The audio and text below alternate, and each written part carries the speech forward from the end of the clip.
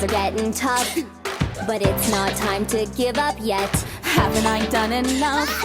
I thought I had the magic, but I look like a phony. Have you ever felt like, felt like every pony is looking? They're looking at you, they're whispering, they're pointing their hooves. You tried your best, so don't worry, you'll solve this problem, yeah, you'll see. Because you've got sparkle in you, and it will shine your way right through. I'd rather hide so they can't see, because they're looking at me. It's causing ponies here lots of problems. It's never been this bad before. If Dahlia hadn't grown these giant flowers, none of this would have happened. Back to you, Scott. I don't know, I kind of like sneezing. It's like a sneaky nose surprise. See, you've done enough.